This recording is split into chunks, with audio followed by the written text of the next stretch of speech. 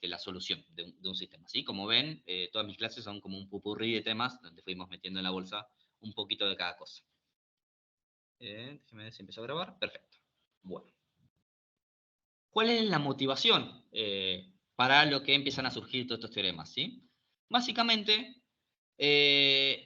fíjense, por ejemplo, este caso en particular. ¿Sí? Tienen este sistema no lineal donde tienen la raíz cúbica. Bueno, la ecuación diferencial se escribe con la raíz cúbica del estado. ¿Sí? Y si yo resuelvo esto, resuelvo la ecuación diferencial, ¿sí? Es una ecuación de una variable, ¿sí? Simplemente puedo hacer separación de variables para resolverlo, ¿sí? Encuentro que la solución de mi sistema me termina dando esto, ¿sí? Para la condición inicial x igual 0, ¿sí? Fíjense que lo único que hice es despejar una variable con respecto a la otra, e integré y terminé despejando de vuelta, ¿sí? Bueno, lo voy a hacer paso a paso, pero bueno, créanme, o si no me creen, háganlo ustedes, que la solución de esta integral básicamente les da esta expresión que hay acá, para esta condición inicial de x igual 0. Pero por lo visto, también x0 es un punto de equilibrio, ¿sí? Porque si yo pongo x0 igual 0, x igual 0, en esta expresión de acá me queda que la derivada de x es igual a 0, ¿sí? Por lo tanto, el sistema tiene como solución también la trivial, x de t igual a 0 para todo t, ¿sí? ¿Qué está pasando? Por un lado, resolví la ecuación diferencial y me dio esta solución, que depende del tiempo. Y por el otro lado, también sé que la solución trivial de x igual 0 es solución de mi sistema. ¿Sí? Fíjense que son dos soluciones diferentes. Una crece no linealmente, pero en potencias con el tiempo, y la otra es una constante igual a 0 para todo tiempo futuro. ¿Sí? Sin embargo, la expresión que tengo acá es la expresión de una raíz cuadrada, que es una expresión continua, ¿sí? No continua diferenciable, pero sí continua, ¿sí? Bueno, en particular, lo que pasa es que la función o que el campo vectorial sea continuo, ¿sí? Solo me garantiza que exista soluciones del sistema diferencial, ¿sí? Pero no me garantiza que esa solución sea única, ¿sí? Para que un sistema de ecuaciones diferenciales no lineales tenga solución y sea única, ¿sí? Se tiene que cumplir algo más que pedirle a la función del campo vectorial que solo sea continua, ¿sí? Ni siquiera es pedirle que sea continua diferenciable, es una condición un poquito más, eh, en decir más relajada, porque las funciones continuas diferenciables están contenidas dentro de esta nueva condición, ¿sí? Pero en general, vamos a ver más adelante, cuando enunciemos los teoremas y demás, que para poder garantizar que un sistema tenga solución y que esa solución sea única, ¿sí? La función f no solo tiene que ser continua, sino que tiene que cumplir una condición que se denomina condición de Lipschitz, ¿sí? Que viene dada por esta expresión que hay acá.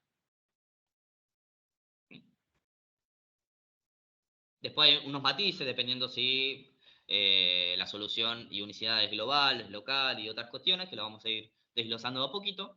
Pero en principio, ya vayan con eso en la cabeza de por qué vemos las condiciones de Lipschitz o funciones de Lipschitz. Básicamente porque que una función, que un campo vectorial cumpla con la condición de Lipschitz y sea continua, me va a garantizar, como le vengo diciendo, que por lo menos localmente ese sistema va a tener solución y esa solución va a ser única, ¿sí?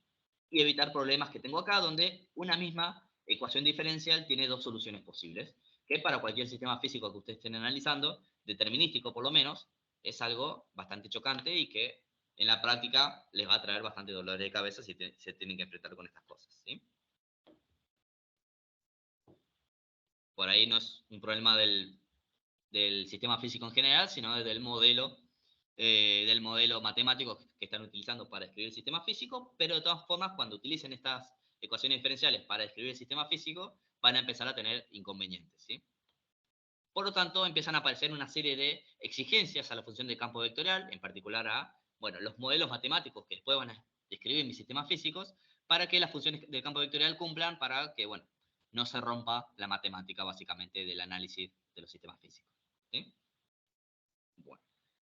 Ahora bien, para analizar y hacer unas deducciones y demás, como venías hablando, que me gustaría darles por lo menos algunas deducciones más bien formales o medianamente formales para que vean un poquito por dónde va la mano cada vez que tengan que desarrollar ciertos teoremas que van a aparecer en el análisis de sistemas no lineales o de la solución de ecuaciones diferenciales. voy a tener que enunciar o utilizar ciertos conceptos que, bueno, son del álgebra clásica, ¿sí? Conceptos de conjuntos, conceptos de normas, de campos de espacios vectoriales y demás, que, de vuelta, no pretendo que la aprendan acá. Esto va a ser solo un repaso muy, a términos muy generales de los conceptos que voy a utilizar yo después para los teoremas. Quien ya lo haya visto en alguna otra materia o en alguna otro curso, por ahí empieza a conectar algunas neuronas y se empieza a acordar unas cositas. Quien no lo vio nunca no lo va a aprender en estos 20, 30 minutos que les pueda dar de conceptos. Así que no, si se siente muy perdido, no se preocupen. Lo vamos a utilizar después, pero siempre vamos a volver a la definición original que le estoy dando para que, bueno, todos por lo menos puedan seguir lo que venimos trabajando, ¿sí? Pero bueno, lo primero que vamos a analizar es el concepto de los conceptos topológicos, que es decir, los conjuntos, ¿sí? Ya venimos trabajando un poquito con conjuntos cerrados, conjuntos convexos y demás. Ahora vamos a dar la definición formal porque justamente después los vamos a utilizar eh, bueno, el desarrollo de los conceptos teóricos, ¿sí? Bueno, yo creo que definición de conjunto abierto y conjunto cerrado, creo que ya todos más o menos la tienen un poco en la cabeza, ¿sí? Eh, Básicamente, un conjunto, si ven esta curva que hay, esta curva errada que hay a la izquierda, ¿sí? Refleja un poquito lo que es un conjunto convexo, lo que es un conjunto abierto y lo que es un conjunto cerrado, ¿sí? Un conjunto abierto, básicamente, como venimos hablando, todo dice macanas. Un conjunto abierto es básicamente un conjunto tal que, por lo menos de forma visual, no contiene a su región límite, ¿sí? Esto se ve matemáticamente con la expresión menor. En vez de ser menor o igual, como es en los conjuntos cerrados, acá hablamos de conjuntos que no contienen, o sea, no tienen el igual, ¿sí? Que representaría básicamente la región límite que hay entre una región y la otra. Eh, ¿Cómo lo ven de forma matemática? Bueno, básicamente es un conjunto donde yo puedo agarrar cualquier elemento de mi conjunto, ¿sí? Y puedo trazar una curva, ¿sí? De este estilo, una bolita de este estilo que sea menor a un épsilon. Ese épsilon lo puedo hacer tan grande, tan chico como quiera, ¿sí? Y ese épsilon y esa bolita que genero en torno a esa curva, a ese punto de mi conjunto, siempre va a pertenecer a la región que representa mi conjunto abierto, ¿sí? ¿De dónde sale justamente ¿de dónde sale justamente que no contiene el límite? Bueno, como les digo, al ser menor, ¿sí? Yo lo que tengo que hacer es que si hago mi curva, analizo este punto de acá y hago una curva tal que lo hago de un diámetro tal que toque el límite, ¿sí? Como esta bolita de acá no contiene a su superficie límite, esta curva sigue perteneciendo al conjunto D, ¿sí? Porque todos los puntos que están adentro. En particular, si yo planteo un punto que se encuentre sobre el límite, fíjense que si yo trazo una bolita en torno a este punto que está sobre el límite de mi región, esta bolita contiene puntos que están dentro de mi conjunto y puntos que están fuera de mi conjunto, ¿sí? Como no todos los puntos dentro de esta bolita pertenecen a mi conjunto, este dominio no vendría a ser un conjunto abierto, ¿sí? Porque justamente no puedo plantear esta bolita donde contenga todos los puntos en torno a esa bolita, ¿sí? Por eso justamente la única condición que tiene que cumplir es que no contenga su límite, porque si agarro cualquier otro punto que no esté sobre la superficie, que esté un diferencialmente cerca del límite, ¿sí? Siempre voy a poder plantear esta bolita haciendo el epsilon lo suficientemente chica para que no contenga al límite o para que no se escape la superficie, ¿sí? Este concepto de bolitas lo vamos a utilizar mucho más adelante, ¿sí? Así que esta expresión de acá va a aparecer recurrentemente en algunas demostraciones que vimos, pero básicamente la idea es un poquito eso, ¿sí? Si yo me paro en el límite de mi conjunto y ese límite y ese punto pertenece a mi conjunto, ¿sí? Ubicado en el límite, no puedo plantear una bolita que contenga todos los puntos dentro del conjunto, ¿sí? Por lo tanto la descarto como conjunto abierto, ¿sí? El conjunto cerrado básicamente se define a partir de un conjunto abierto, que es básicamente el conjunto complemento, ¿sí? Si un conjunto se dice cerrado, si su complemento es abierto, ¿sí? Si todos los puntos que caen por fuera del conjunto abierto terminan siendo un conjunto cerrado, ¿sí? Conjunto convexo, también lo estuvimos viendo, ¿sí? Topológicamente lo podíamos ver como una región donde no tenga agujeros o no tenga cosas raras o esquinas medias raras, ¿sí? Como dijimos, esto no es un conjunto convexo. ¿Por qué? Porque dijimos que un conjunto convexo se llama convexo si para cualquier punto que yo elija dentro de mi conjunto, cualquier par de puntos que yo quiera, siempre puedo trazar una curva, una recta, perdón, que una a los dos puntos, y todos los puntos sobre esta recta también pertenecen a mi conjunto. En este caso, regiones de este estilo no serían conjuntos convexos porque justamente hay puntos en la recta que une a dos puntos que sí pertenecen al conjunto que no pertenecen al conjunto, ¿sí? Que básicamente esta recta se define con esta expresión que hay acá, ¿sí? Variando S de 0 a 1. Cuando S es igual a 0, estoy en el punto, imagínense que este es el punto X, este es el punto Y, ¿sí? Si varío mi parámetro S de 0 a 1, cuando estoy en S, esto se me hace 0 y esto me queda el punto, imagínense mi punto Z, lo defino como S de X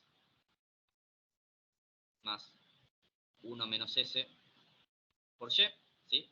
Cuando S es igual a 0, esto se me va, esto se me va, y Z también es igual a I, o sea, estoy parado acá. Y cuando S es igual a 1, esto se me va, y esto es igual a 1, por lo tanto Z es igual a X, estoy parado acá. Entonces, recorriendo esta recta con un parámetro de S igual a 0 hasta 1, voy a recorrer cualquier punto que esté entre el punto X y el punto Y, ¿sí? Por tanto, esta expresión de acá, que la vamos a utilizar también más adelante, representa todos los puntos que hay entre en la recta que unen a estos dos puntos X e Y, ¿sí? De vuelta, una región convexa sería una región tal que, bueno, para cualquier par de puntos que yo me elija dentro de mi conjunto, cualquiera que yo quiero, ¿sí? Toda recta que plantee entre dos puntos cualquiera, ¿sí? También posee todos sus puntos dentro del conjunto, ¿sí? Cosa que en este caso no sucedió, ¿sí? O sea, este es un conjunto convexo y este es un conjunto que no es convexo. Bueno, un conjunto acotado, vamos a ver bien ahora el concepto de norma vectorial, ¿sí? Pero un conjunto se dice acotado si existe un L tal que la norma de todos los vectores dentro de mi conjunto se encuentra acotada, ¿sí? Es decir, que puedo plantear una bola mucho más grande que contenga mi conjunto, ¿sí? Para un L finito, ¿sí? O sea, no tengo que extender este L a infinito para contener a todo el conjunto. De forma conceptual es una región que, bueno, que no se extiende hasta el infinito, ¿sí? Que sea acotada en una región del plano, ¿sí? Que siempre pueda elegir una región más grande que contenga a esa región, básicamente. Un poquito esa es la idea.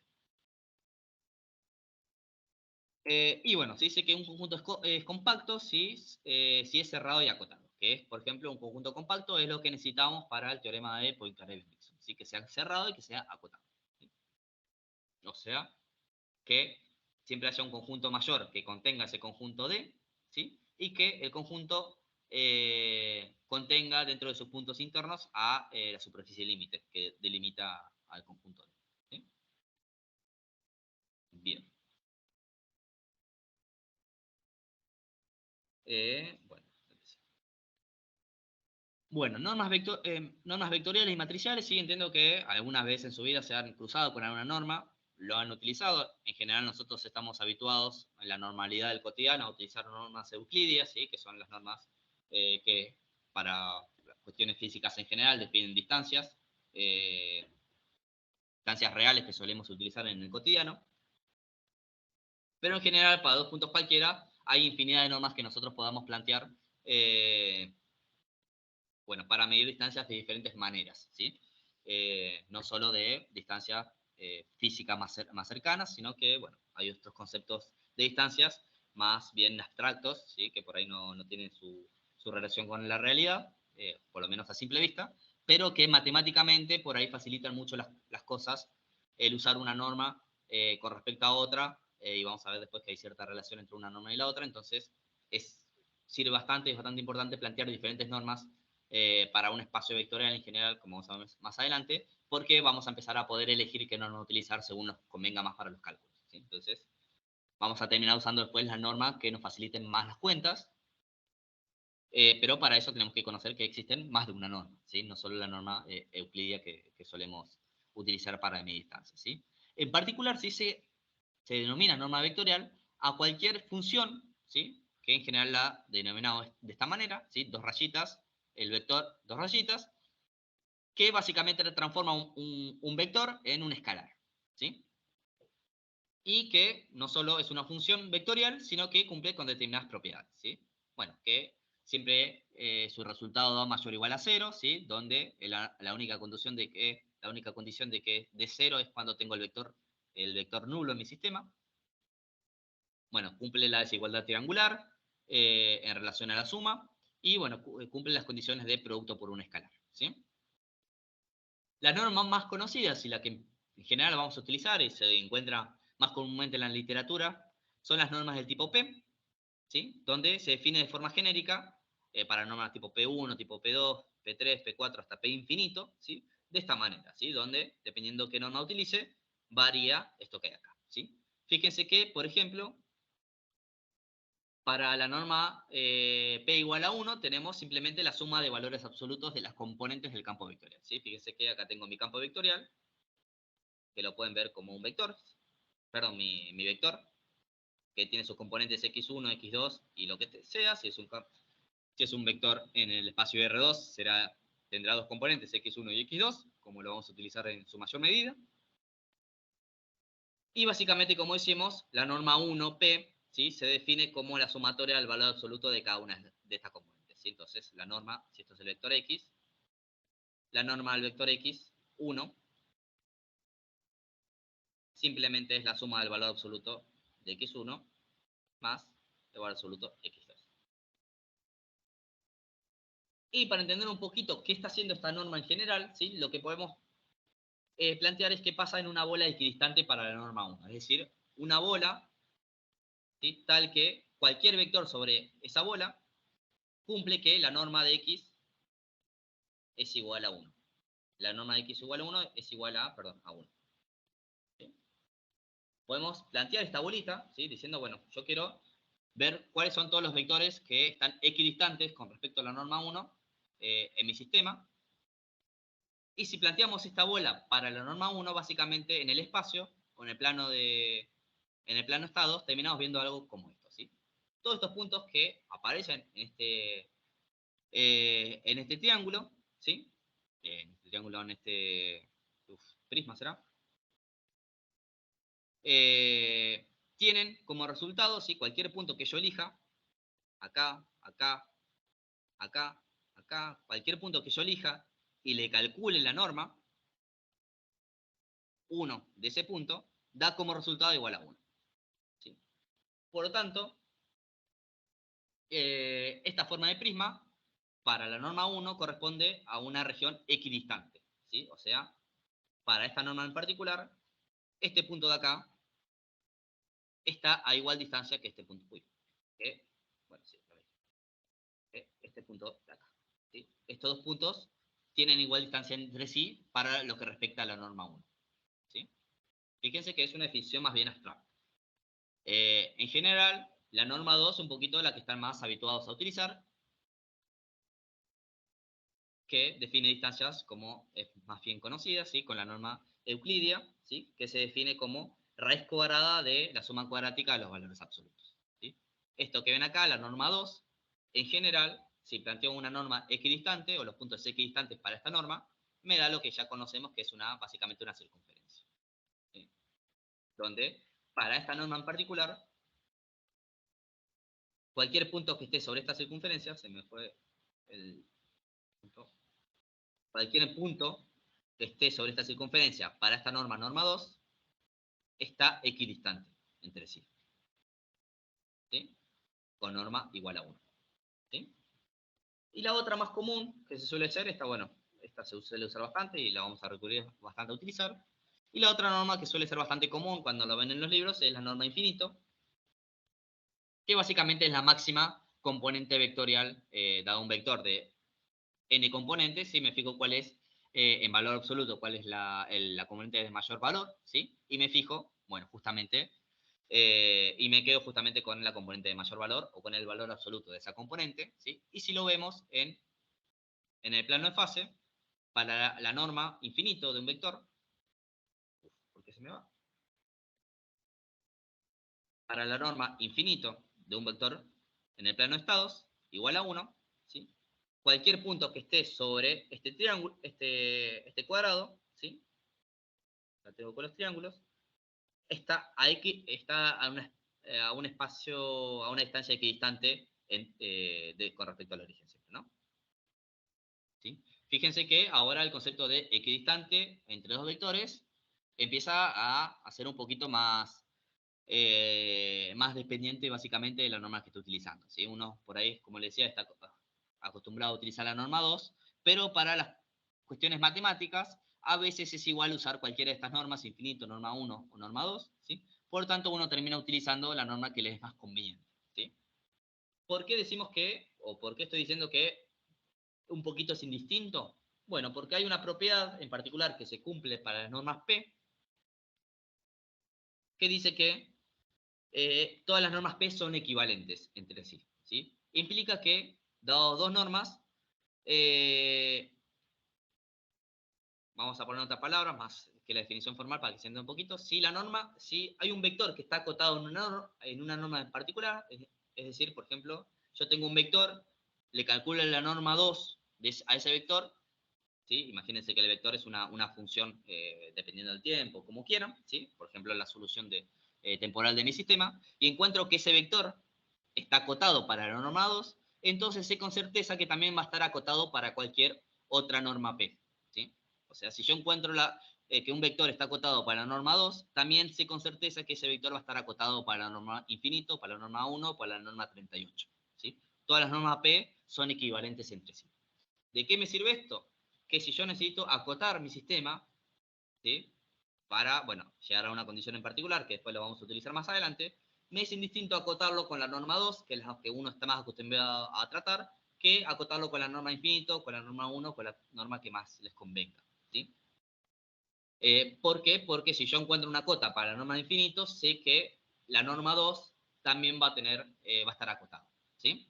Entonces, ese es el concepto básicamente de equivalencia entre normas. Que es un poquito lo que hice acá. Es decir, que si un vector se encuentra acotado en una norma P, también está acotado para cualquier otra norma P que considere, ¿sí?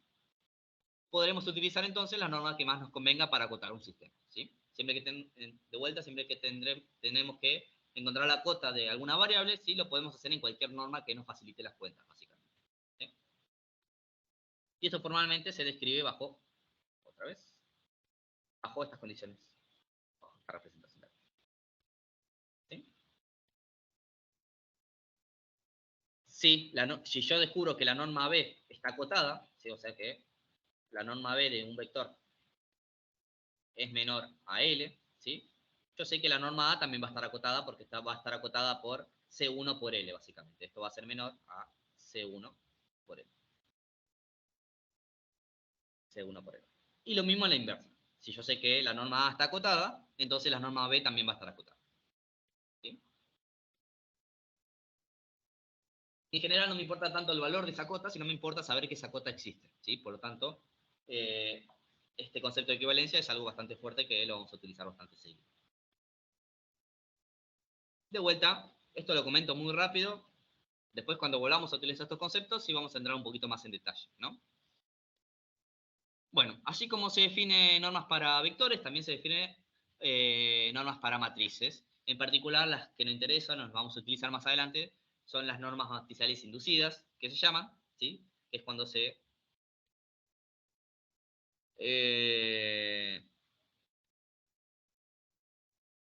eh, cuando aplicamos una norma P a un vector y después aplicamos una norma Q, por ejemplo, a eh, la transformada de ese vector, que en este caso para un sistema lineal la transformada de ese vector sería A por X, ¿sí?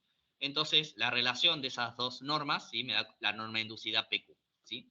En particular, acá lo que vamos a utilizar es utilizar las mismas normas para ambos dominios, para el dominio vectorial y para el dominio de el vector transformado a la función que esté utilizando, en este caso a por x. Y lo vamos a utilizar en general para matrices cuadradas, o sea que tengo igual cantidad de matrices, perdón, de columnas que de filas ¿cómo es esto? En mi matriz A de transformación, ¿sí? Por lo tanto, nosotros todo esto que vemos acá lo podemos reducir a, si las matrices son cuadradas y n por n, podemos directamente calcular esto que hay acá, ¿sí? En particular, no nos interesa de vuelta tanto la definición formal, ¿sí? Que es esto que hay acá, sino que nos interesa saber cómo es la expresión para algunas normas matriciales inducidas en particular. En particular, las más utilizadas son la norma 1, la norma 2 y la norma de infinito, como venimos hablando, y estas son las normas que después vamos a utilizar para hacer las cuentas, básicamente, cuando necesitemos realizar algunos cálculos, ¿sí? En particular, la norma 1 se define como la suma la suma máxima, o sea, la suma máxima absoluta de las columnas de la matriz A, es decir, agarro todas las columnas de la matriz A, sumo los componentes de cada una de las columnas y me fijo qué suma me dio más grande, ¿sí? Y me quedo con esa sumatoria más grande, ¿sí? Ahora vemos un ejemplo para que quede más claro. La norma 2, que es simplemente el máximo valor singular de la matriz A, donde el valor singular de la matriz se define simplemente como el máximo autovalor, la raíz cuadrada del máximo autovalor de la matriz A traspuesta por la matriz A. ¿Sí? Esto es una definición más de álgebra, así que quédense simplemente con la fórmula, no tanto de dónde viene. ¿Sí?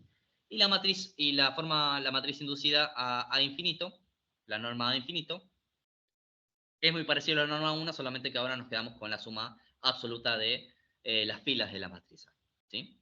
En particular, creo que había un ejemplo acá, si mal no recuerdo, ¿sí?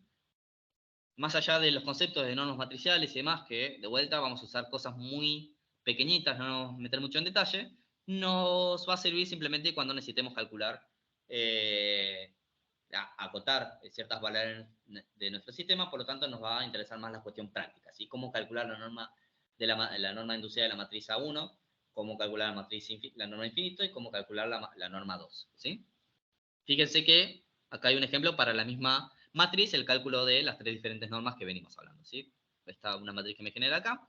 En particular, dijimos que la norma 1 simplemente es la suma absoluta de las columnas de la matriz A, o sea, la máxima suma absoluta de las columnas de la matriz A, es decir, agarro una columna y la sumo de forma absoluta, un absoluto de 1 más absoluto de 3, perdón. Agarro la columna 2 y la sumo de forma absoluta, componente 2 más componente 4 en forma absoluta, y me fijo que, bueno, esta sumatoria me dio mayor, entonces me quedo simplemente con esta sumatoria. ¿Sí? Porque, bueno, 2 más 4 es mayor a 1 más 6, más 3, básicamente. ¿Sí? Con la norma infinito pasa parecido, lo que pasa que ahora en vez de verlo por columnas, lo veo por filas. ¿Sí? Hago la suma absoluta de la fila 1, 1 más 2. Hago la suma absoluta de la fila 2, 3 más 4, y me quedo con la mayor suma. Que en este caso es 3 más 4, siempre absoluto, ¿no? Y bueno, la norma 2, que es simplemente calcular el máximo autovalor de la matriz A traspuesta por la matriz A, que en este caso me dio aproximadamente 30. Por lo tanto, si hacen la raíz de 30, le da el resultado de la norma 2. ¿Sí? Fíjense que esto es más para ponerlo en un programa de cómputo y obtener el resultado que para hacer cuentas en la hoja, ¿sí? Porque es un poquito más compleja de encontrar. Bien. Creo que esto... Bien. Bueno, para finalizar un poquito con las definiciones más engorrosas, después vamos a ver algunas cosas de convergencia y demás, que es un poquito más directo en lo que vamos a utilizar más adelante, ¿sí? Pero para terminar de definir estos conceptos de espacios vectoriales y normas de espacios vectoriales, bueno, o de norma de vectores, perdón, vamos a definir lo que es un espacio vectorial, un espacio lineal, ¿sí?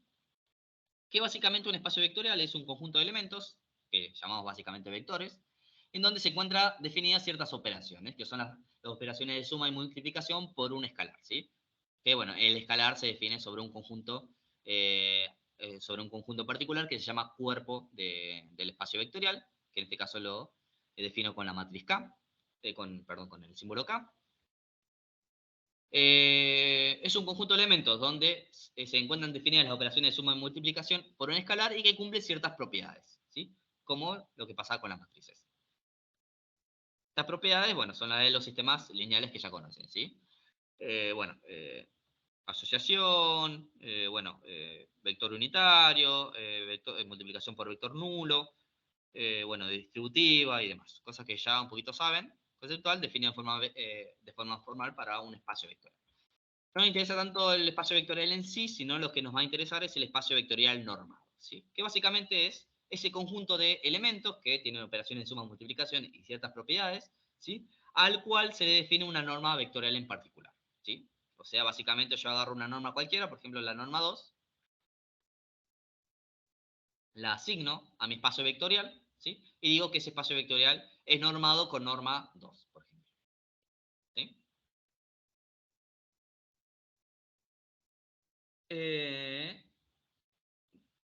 Bien.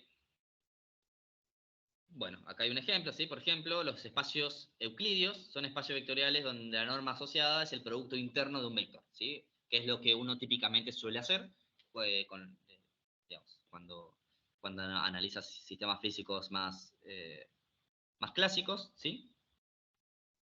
Eh,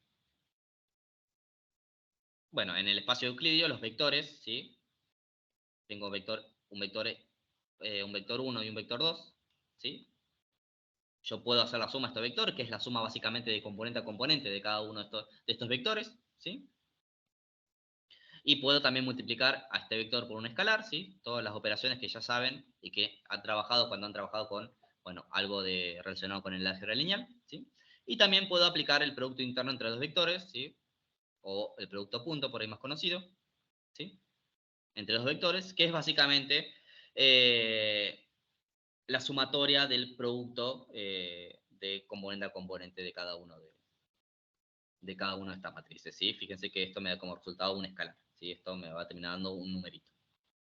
Sí, no me da un vector, sino que el producto interno, acuérdense que me da un vector, que es básicamente lo que habíamos definido como norma, ¿sí? Una norma, acuérdense que es una función que transforma básicamente un vector de Rn en un escalar, ¿sí? Es una maquinita que transforma un vector en el espacio de Rn a un escalar, ¿sí? Eso es básicamente lo que hace el producto interno, ¿sí? Entonces, el producto interno para el espacio de Euclidios hace de norma vectorial para ese espacio vectorial, ¿sí? Bueno, y esto básicamente, como bien le decía antes, el espacio euclidio, que es el que usualmente más conocemos, ¿sí? Para, bueno, definir distancias físicas como las conocemos más habitualmente, es el espacio vectorial donde se define la norma 2 asociada a ese espacio, ¿sí? Donde la norma 2 es la distancia que, bueno, solemos utilizar en el cotidiano. Bien. Bueno, también, bueno, si me había olvidado que también necesita algunos conceptos de convergencia, de secuencia, ¿sí? Acuérdense que una secuencia básicamente es un conjunto de elementos, ¿sí? ¿Sí? Donde vamos a decir que una secuencia es convergente, ¿sí? Y que básicamente que converja un vector límite si se cumple que el vector límite determinado llamado x, ¿sí? Básicamente cuando hago tender los elementos a infinito, esos vectores o la norma de ese vector con relación a ese vector límite tiende a cero, ¿sí? Es decir que a medida que crezco mi secuencia, los componentes de la secuencia se van acercando a ese vector límite, ¿sí? A medida que, bueno, tiende a infinito. Básicamente si tengo una secuencia de elementos, x1, x2, x3, y voy creciendo en valor, ¿sí? Para k teniendo infinito, x sub k, ¿sí? La norma de x sub k menos un vector, que voy a llamar vector límite, que tengo que ver cómo lo encuentro, pero supongo que existe, tiende a cero cuando básicamente k tiende a infinito, ¿sí? O sea, esta secuencia converge a un vector en particular, ¿sí? Y otra forma de convergencia, que es la que más vamos a utilizar, que es la convergencia de Cauchy, ¿sí? Que básicamente se dice que una secuencia, se dice secuencia de Cauchy, si básicamente se cumple esta relación, ¿sí? Ya no pido que a medida que K va aumentando los vectores tiendan al vector límite, sino que lo único que pido que para dos valores de vectores K y M, si agarro dos vectores cualquiera y sus componentes las empiezo a tender a infinito, la relación entre dos componentes, ¿sí?, va a tender a cero, ¿sí? No se ve tan claramente, pero es una relación un poquito eh,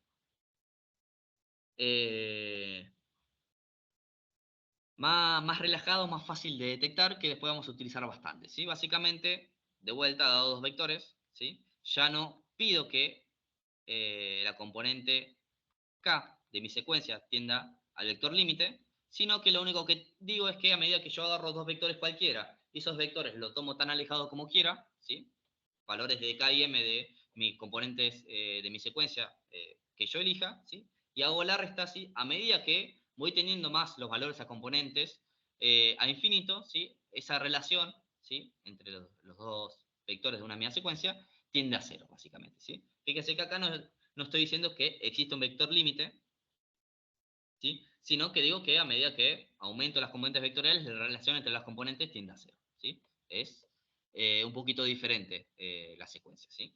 Si bien es diferente, se puede demostrar que toda secuencia que converge, o sea, toda secuencia que tiene un vector límite, básicamente, es una sucesión de Cauchy, ¿sí? Pero no en la inversa, ¿no? Toda sucesión de Cauchy es una secuencia límite, ¿sí? Es decir que, básicamente, si yo en cualquier parte de mi sistema puedo demostrar esto, estoy indirectamente demostrando esto, pero la inversa no se cumple, ¿sí? Si yo demuestro que una secuencia es de Cauchy, no puedo decir que esa secuencia converja a un vector límite, ¿sí? Cosa que es un problema, porque en general es mucho más fácil demostrar esto que demostrar esto, ¿sí? Es mucho más difícil encontrar el vector límite, que sería resolver mi sistema, encontrar la solución de mi sistema, ¿sí?, ver dónde converge mi sistema, que encontrar, bueno, demostrar que a medida que tiendo a infinito las componentes entre sí, la resta de las componentes entre sí se van anulando, ¿sí? Entonces, esto suele ser mucho más sencillo de demostrar que esto, ¿sí?, porque esto implica resolver el sistema y encontrar el vector límite. Ahora bien, como decía, si yo demuestro que una secuencia tiene un vector límite, entonces estoy demostrando que la secuencia también converge de la forma de Cauchy, pero si demuestro que una secuencia converge de la forma de Cauchy, no estoy demostrando en términos generales bueno, que esa secuencia tenga un vector límite, ¿sí? En general no se cumple, pero en particular hay un espacio donde sí se cumple esta relación, ¿sí?, donde sí puedo decir que si estoy trabajando en determinado espacio vectorial en particular y demuestro que una secuencia en ese espacio converge de la forma de Cauchy, o sea, converge de esta forma, puedo estar garantizando que el sistema converja a un vector límite, ¿sí? Ese espacio son los espacios vectoriales completos, o los que es más conocido espacio vectorial de Banach, ¿sí? Básicamente un espacio vectorial normado X se dice completo o de Banach si toda secuencia de Cauchy, o sea, que converge de esta forma, que pertenece a dicho espacio, converge a un vector límite x de t. O sea, converge bajo la primera definición, ¿sí? También se suele llamar espacio de Banach. ¿Por qué me sirve esta definición de espacio de Banach? Porque no lo vamos a demostrar acá, pero se sabe, es una demostración conocida, que la pueden encontrar en uno de los libros, que lo tengo ahí abajo, creo, si mal no recuerdo es el Khalil, ¿sí? Se puede demostrar que toda función continua, ¿sí? O sea, perdón, el conjunto de las funciones continuas, ¿sí?, si yo agarro todas las funciones continuas que existen y la pongo en un conjunto, pertenece al espacio de Banach, o sea, es un espacio vectorial normado completo, ¿sí? Por lo tanto, si yo demuestro en ese espacio de funciones continuas, demuestro que un sistema converge de la forma de Cauchy, estoy demostrando que converge a un sistema límite, ¿sí? Dicho de esta manera, no parece tan importante, pero créanme que sí lo es, porque, como les digo, de vuelta, encontrar el vector límite básicamente implica encontrar la solución del sistema, ¿sí? Entonces, Si yo quiero demostrar que un sistema converge, debería encontrar la solución de mi sistema para, bueno, justamente demostrar bajo la primera definición que el sistema es convergente. Ahora bien, si yo estoy trabajando en un espacio vectorial que se llama completo o de Banach, y demuestro simplemente que el espacio, bueno, que la secuencia que estoy utilizando converge de la forma de Cauchy, entonces estoy demostrando que indirectamente que el sistema converge de forma convencional a un vector límite sin la necesidad de encontrar ese vector límite. Es decir, que puedo demostrar que un sistema tiene solución sin encontrar la solución en sí. Y eso es mucho, muy importante y lo vamos a ver la clase que viene cuando hagamos algunas deducciones, pero es una herramienta muy importante que nos va a servir para determinar unas cosas sobre el sistema. Repito, vamos a poder demostrar que un sistema converge a un vector límite sin encontrar ese vector límite. ¿Sí? Vamos a demostrar que un sistema tiene solución sin encontrar esa solución. ¿Sí? Que es lo que buscamos. En general no buscamos resolver la solución temporal de los sistemas no lineales, sino que simplemente queremos demostrar que, bueno, que el sistema tiene solución. Encontrarla si querés, pero yo te garantizo que el sistema de entrada tiene solución. Ahora, ¿cuál es la solución? No sé, pero yo sé que existe. ¿Sí? Y saber que existe una solución ya es un montonazo de información. ¿Sí? Los vamos a repasar mucho la clase que viene, ¿sí? Por eso me gusta por lo menos que acá lo vean de choque una primera vez. Vamos a volver sobre esto más adelante, pero quédense con ese criterio, ¿sí? Demostrando que una secuencia es de Cauchy, puedo demostrar que converge a un vector límite sin encontrar a priori el vector límite, ¿sí? Bien. ¿Qué hora es? No me quiero retrasar mucho. Ya estamos medio sobre la hora, ¿no? Bien. Bueno, termino con estas dos definiciones y ya volvemos para la clase que viene. Terminamos para dejamos lo que resta para la clase que viene, simplemente, ¿sí? Que es básicamente algunas definiciones que conceptualmente entiendo que la mayoría ya tiene, pero formalmente por ahí no queda tan explícito, así que lo tengo que dar porque vamos a volver a ella más adelante, que es el concepto de funciones continuas o funciones diferenciables, ¿sí? Básicamente una función, bueno, saben que es una función que transforma básicamente de un dominio a otro, es una aplicación de un vector que lleva las componentes de vector en un dominio, las lleva a otro dominio, ¿sí? Que es el dominio transformado, ¿sí? Donde S1 y S2 básicamente son dos espacios lineales normados con normas, esto de acá, norma 1 y norma 2. Esto no es norma P igual 1, norma P igual 2, sino que son dos normas diferentes que a fines generales lo llamo norma 1 y norma 2, pero esta puede ser norma 2 y norma infinito, o como quieran llamarlas, no define una norma en particular, sino que la diferencia del espacio 1 con respecto al espacio 2, simplemente, nada más que eso. Y básicamente vamos a decir que f es una función continua, ¿sí? En un punto x0 del espacio 1, si existe una pelotita alrededor de esa condición inicial, o de ese punto que estoy analizando, que tiene su correspondencia directa en el espacio transformado, ¿sí? O como bien lo expresa acá, de forma inversa, ¿sí? Si yo para cualquier vector transformado, f de x0, que esté seleccionando, existe una pelotita, ¿sí? Alrededor de ese punto que tiene su correspondencia con el espacio sin transformar, ¿sí? Eh, Fíjense que es para toda pelota, ¿sí? No importa qué tan grande yo elija este diámetro o esta región alrededor de la función transformada, siempre esta pelotita en torno a acá tiene su correspondencia en el espacio sin transformar, ¿sí? Eso básicamente es lo que vamos a decir función continua. ¿Qué implica esto? Que no puede haber un vector que pertenezca a este punto, imagínense un vector transformado que está acá, que vaya a parar a otra región del dominio. ¿Sí? Básicamente me está diciendo eso, ¿sí? Si yo agarro una pelota que contiene a las funciones transformadas y la antitransformo, ¿sí? Siempre voy a estar moviéndome en torno a una misma pelota, ¿sí? Es esperar que, bueno, vectores suficientemente cerca sean transformados a funciones transformadas suficientemente cerca, ¿sí? Eso es continua para un punto en particular y en particular si cumple esta condición para cualquier punto de mi conjunto, se dice que f es continua en todo el conjunto de perteneciente a S1. ¿Sí? Si es continua para todo punto X perteneciente a D. ¿Sí? En general, vamos a utilizar mucho esta notación, que f pertenece al espacio de las funciones continuas en D. Conjunto de todas las funciones continuas en D. ¿Sí? Bueno, y esto es un poquito lo que le decía más adelante, ¿sí? El conjunto C, un nombre genérico del conjunto conformado por todas las funciones continuas del tipo, de este tipo de acá, ¿sí? Imagínense todas las funciones continuas que se imaginen, las ponen en un mismo conjunto.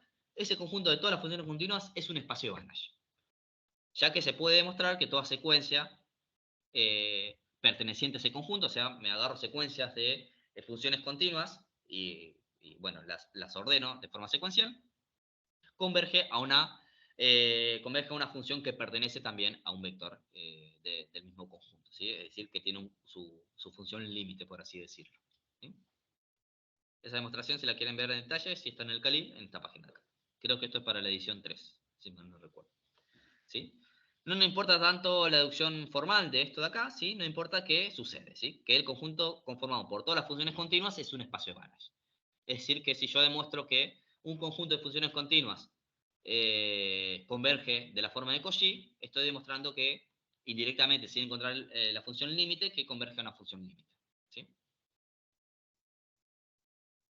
Y bueno, función diferenciable, sí, le agrego además que, bajemos un poquito, eh, una función f, bueno, se dice continuamente diferenciable en un punto x0, si todas las derivadas parciales en ese punto, en todas las direcciones con respecto a todas las componentes, existen y son continuas, ¿sí?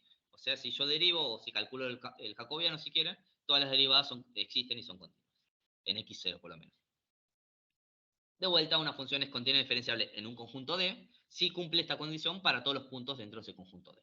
Y en particular la vamos a... se me fue de vuelta. Lo vamos a representar de forma abreviada así.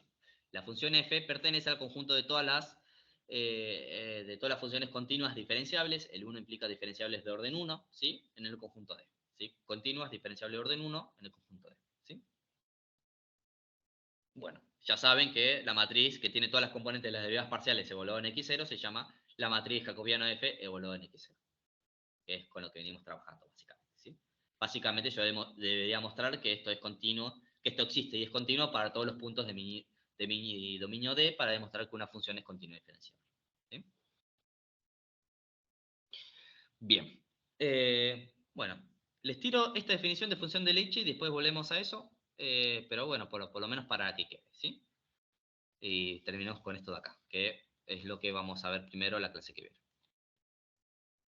Básicamente vamos a decir que una función desde Lipschitz sí cumple con esta expresión de acá, que se llama condición de Lipschitz en D, ¿sí? Básicamente si existe una constante L, ¿sí? Que va a ser la cota, ¿sí? Tal que para todo X e Y perteneciente a un determinado conjunto, esto debería ser D, perdón, un espacio D, ¿sí? Se cumple esta condición, ¿sí? Fíjense que es una cota media rara, ¿sí? Que la diferencia, la norma de la diferencia de las funciones en esos determinados puntos está acotado por L y la diferencia, la norma de la diferencia de los vectores en sí, ¿sí?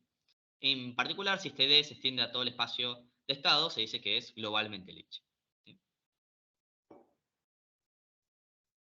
Bueno, esta condición que hay acá la vamos a ver un poquito más adelante, ¿sí? En general para vectores de orden n no se cumple, pero si lo piensan como escalares, ¿sí? Como dimensión 1, ¿sí? Fíjense que esta expresión de acá se parece mucho, y eso lo vamos a ver un poquito más en detalle en la clase que viene, se parece mucho a lo que es el teorema de valor medio, ¿sí? Donde nosotros, dado dos puntos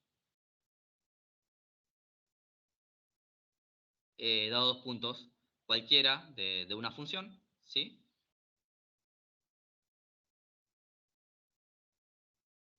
Que evoluciona de un punto a otro, ¿sí? Yo sé que la derivada de esta función en cualquier parte del punto que une estas dos va a estar acotado por la derivada máxima,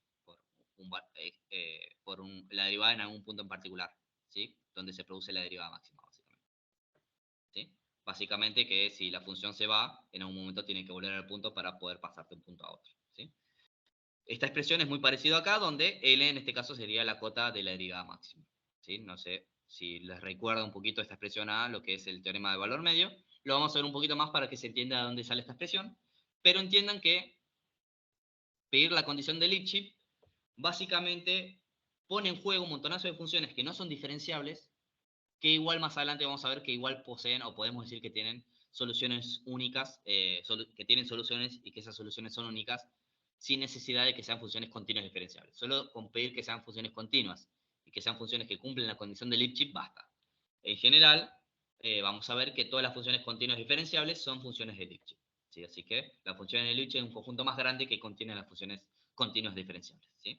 Pero, en general, vamos a poder demostrar la existencia de unicidad en la solución para un conjunto de funciones mucho más grandes que las funciones continuas, únicamente que las funciones continuas diferenciables. ¿Sí? Así que bueno, con esto terminamos la clase de hoy. Ya la clase que viene arrancamos con funciones Lipschitz. Bueno, damos algunos ejemplos y demás de las diferentes condiciones que pueden existir y vemos de entrada ya lo que es el teorema de existencia de unicidad. Para eso en el medio vamos a ver una herramienta adicional que vamos a utilizar, que es el teorema del método de Picard, que se llama, que por ahí lo escuchan en algún lugar, ¿sí? Pero eso después nos va a servir para hacer algunas demostraciones de algunos de los teoremas, ¿sí? Así que bueno, nos queda esto de acá, que de vuelta es por ahí la parte más pesada porque es la que tiene más contenido matemático. Traté de pasar lo más rápido posible lo de arriba porque no quería que estemos 3 horas acá y tampoco tiene sentido entrar en detalle a cada una de las cosas porque no la vamos a usar en detalle. Sí, van a ir apareciendo algunas de estas cuestiones, algunos de estos conceptos que, bueno, después voy a volver a ellos cuando lo necesiten, pero que está bueno que por lo menos lo hayan visto alguna vez para no tener que ir cortando la deducción a medida que vamos avanzando por cada nueva definición que va apareciendo. ¿Sí? Entonces, ya visto el conjunto de todas las definiciones que vamos a utilizar para la deducción de los teoremas, estamos en principio en condiciones de hacer el desarrollo de los teoremas de existencia de unicidad, que vamos a ver en la clase que viene. ¿Sí? Así que bueno, si hay alguna duda sobre esto, sí, entiendo que fueron mucho más definiciones que otra cosa, así que los que entendieron, entendieron, los que no entendieron porque nunca lo vieron, no van a tener tampoco muchas consultas, porque son cuestiones más de definición. Pero bueno, si hay algo que quedó medio dando vueltas que quieran hablar, me avisan y lo vemos.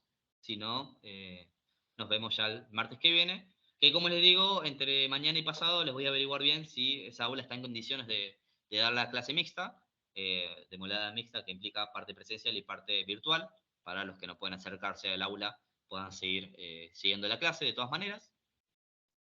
Pero bueno, va a depender mucho de las facilidades que tenga para dar la clase, no para los presenciales, porque eso se resuelve con un pizarrón, pero para que la gente que no tenga otra opción que la opción virtual pueda seguir la clase con total normalidad y que no se les complique la vida, ¿no?